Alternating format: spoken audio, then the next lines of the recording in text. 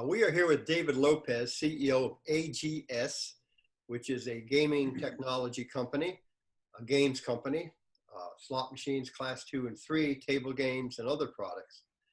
And David, it wouldn't be 2020 if we didn't have to talk about COVID. So let's give me your take on how you see COVID playing out over the near term, midterm for you and for the industry. Well, Frank, thanks for having us, and happy to do this again. You know, it's interesting because in 2018, it was towards the end of the year, and Julia and Chemo could tell you this. I said, hey, when we used to talk to investors, I said, just wait for 2020. It's going to be very good for us. You know, we've made these investments and R&D teams in Atlanta and in Australia.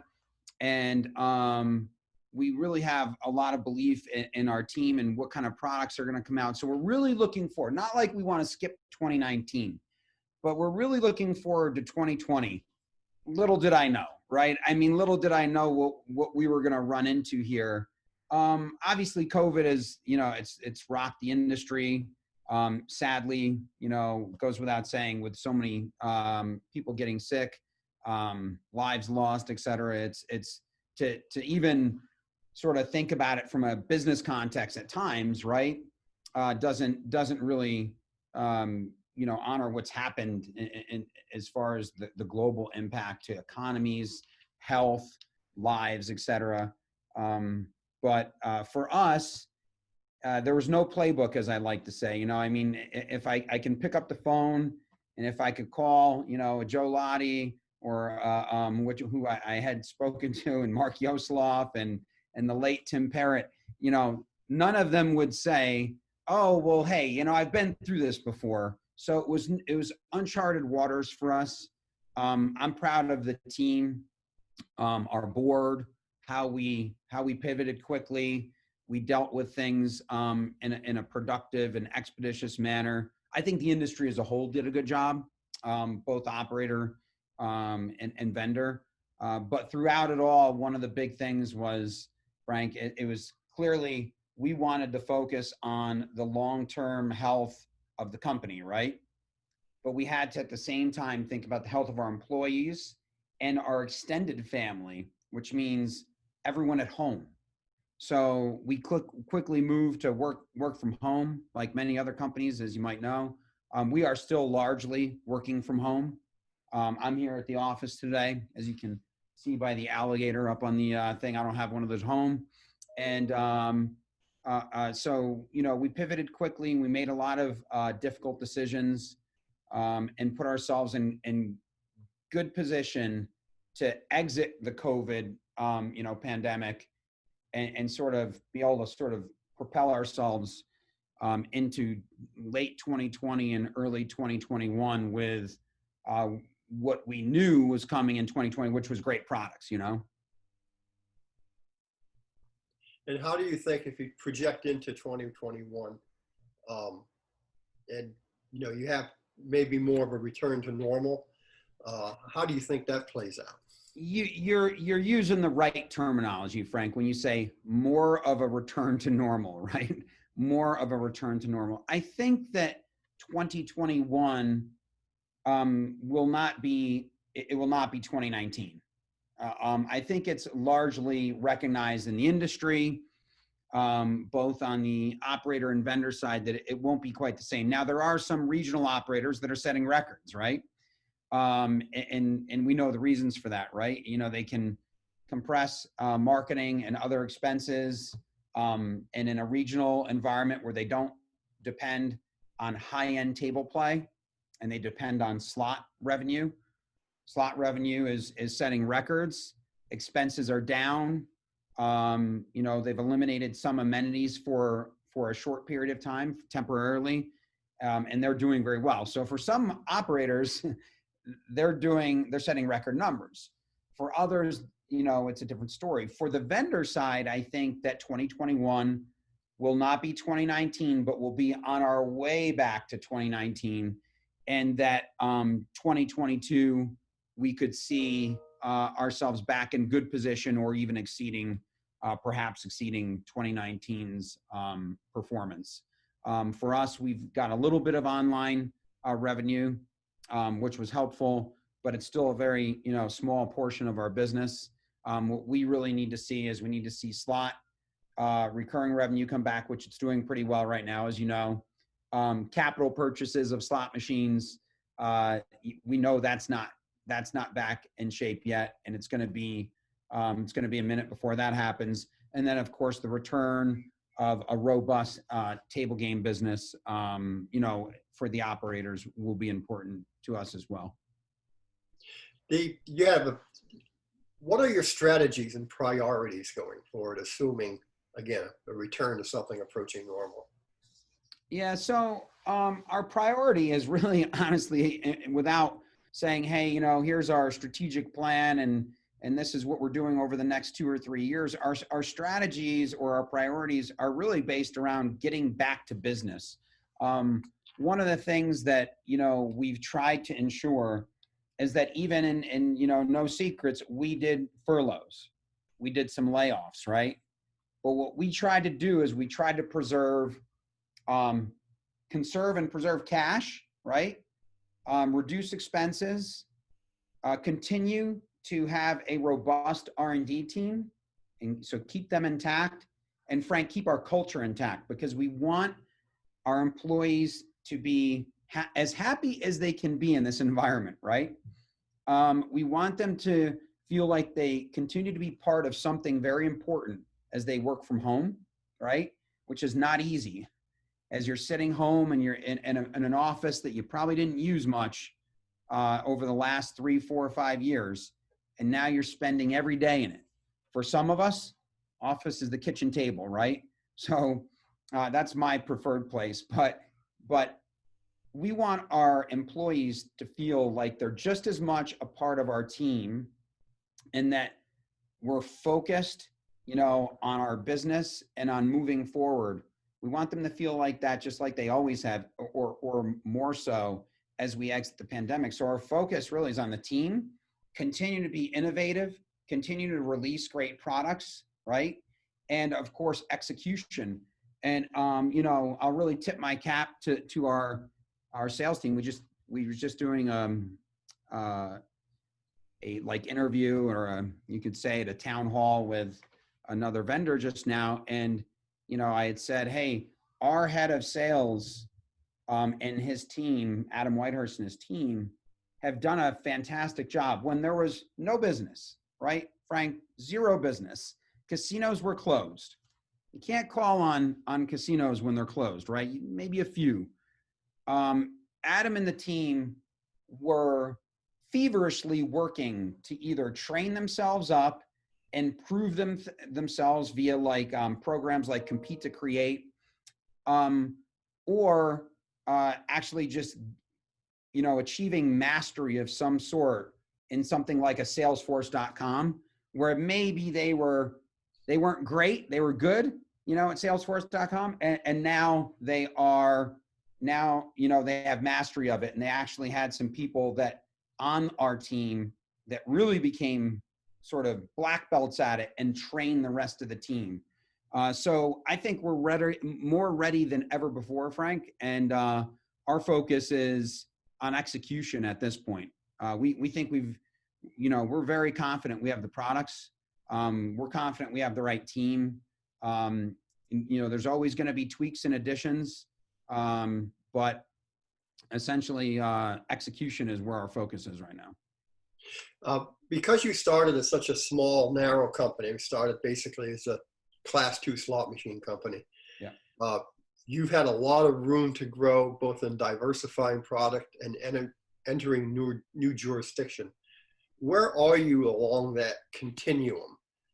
And where do you think you'll be 2 or 3 years out? So, where we're at right now is we're doing pretty well as far as touching most jurisdictions, right?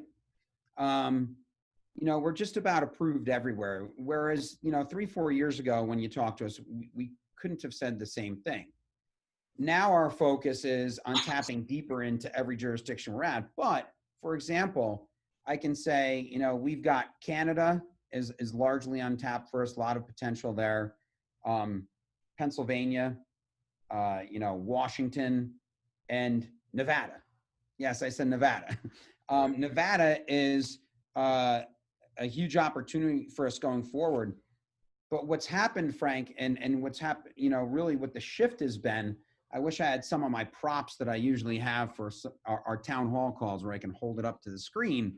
But we went from 6 to 9 months ago, having a very narrow selection of products that we can sell to the industry.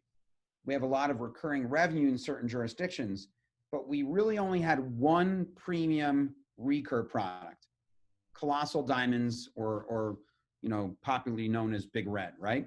That was our only product that we could get out there with and compete in a recurring revenue space outside of Class 2. Do we have recurring revenue games in Class 3? Of course, but not in a big way. Before the pandemic, right before the pandemic, we released Star Wall, which I'm sure you're familiar with and probably saw at the last G2E, right? Star Wall was doing fantastic. And since casinos have reopened and we've put more in, it's probably exceeding our expectations, doing fantastic numbers. And there's something now that we can compete across the board in all these jurisdictions you're talking about, not just in a for sale environment, but in a recurring revenue way as well. So now we have Star Wall, we have our Rise cabinet, which is also a lease only product. And then the Curve is for sale, but there's a premium version of our Curve product that will be lease only as well. It's our premium Curve packaging, and games will also be lease only. So we've got a lot of tools in the toolbox that we didn't have before. And we feel really good about that. So we're going to attack that from a jurisdictional point of view, diving deeper into those jurisdictions, but also it helps us in a place like Oklahoma, where, as you know, we had a little bit of a dip in performance, affected the company, affected our revenue, affected, of course, our stock price. But now we're going in there when we're able to compete now in a much bigger way with a more robust product line.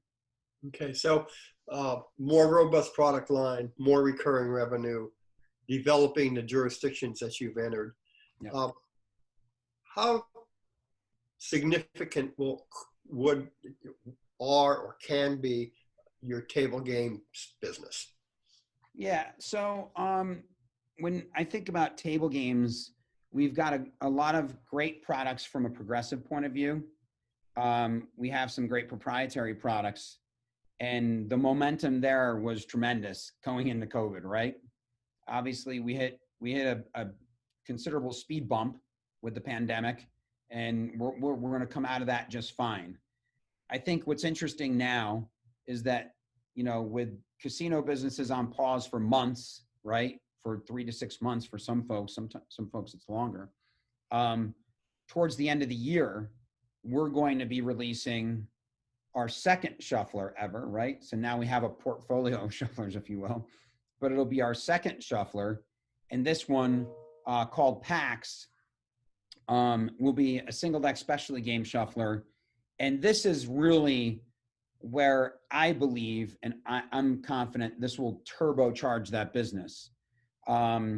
We've already got our infrastructure in place for the table games business. We don't need to add a whole bunch of infrastructure. We have a service team ran by a guy named Mike Skorzoff, who has worked with us and who I've known for 22 years, only 22 years, as he likes to say. Right. And he knows how to run not just a slot division, which he's been doing, but he came from Shuffle way back. That's where I met him. And he has complete mastery of running a shuffler service team. So our infrastructure is in place, sales, service, ops, production.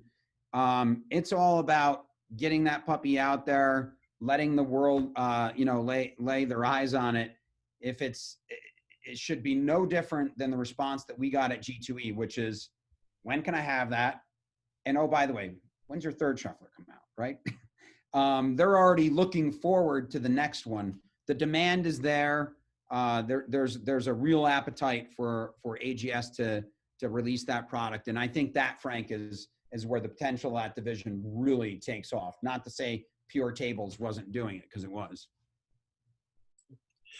There's been some speculation in some quarters that you might go private again, given your stock price. Any consideration to that? Is that an offer you're making, or is that something, is that some group you're putting together? So Frank, I mean, I think if, I've probably heard since before our IPO, I've heard that most companies in the space are buying us. I've heard that we're going private. And then I also heard we were going public, which we did, right? And the only one that came to fruition was a thing that was in our plans, which was IPOing the company and going public. When in 2019, we definitely hit a bump in the road with our situation in Oklahoma. We've worked to resolve that and improve it over the past, year or so. We're confident, as I said earlier in the discussion, that our product line, we're no longer going, to a gunfight with a butter knife anymore, right? We have tools in the toolbox that can help us perform and really soar in Oklahoma. We're confident that we have what we need now. We didn't really have it before. So although there's rumors out there about go private and such, it's probably not something that we could comment on if we were doing it, but we are focused at really increasing shareholder value, right? Our shareholders are important to us. They fall under the umbrella of all stakeholders, just like our employees, our customers, everybody, right? And we're I would imagine, I haven't looked, we're sub $4. We're very confident that even, in the near term, that's going to change for us. Our performance post-COVID has been very good, as you can imagine. We have great products. We're in all the best casinos, and all the best casinos are performing well. Recurring revenue is really what's helped us through the pandemic, right? Once casinos reopened. And I think that we'll prove and show sort of what we're made of and where our strength is as we begin to report more numbers going forward. And I think that rumors and the rumors are cheap, right? Buyouts aren't. Buyouts aren't cheap. So the final question, prospective investor comes to you and he asks why he should invest in AGS, and what is your investment thesis? Yeah, I think that if an investor sits down with me today, we can talk about, you don't want to go down the vortex of the pandemic, right? Because at some point the pandemic's going to be behind us. We don't have a solvency issue. We don't have a liquidity issue. Those aren't something that, AGS is struggling with.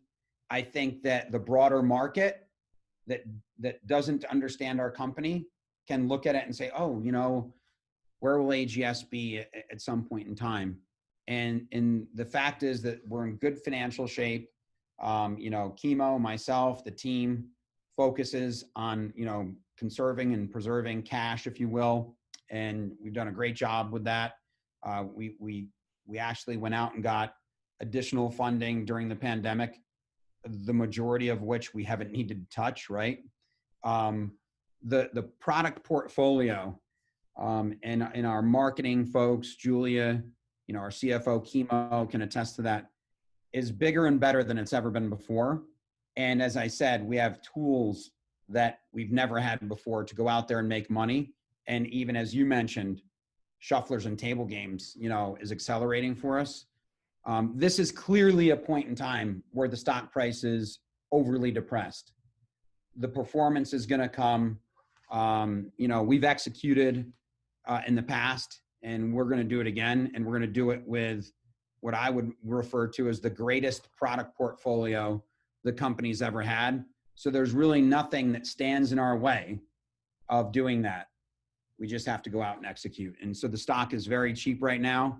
And I'd say that as our IR folks can confirm, I would say a lot of folks that speak to us right now are acutely aware of the fact that the stock is cheap at the moment. Okay, well, that's a great overview, David. And with that, I want to thank you for your time. Thanks, Frank. Appreciate it. Stay safe. You look like you're staying indoors. We appreciate you having us as always.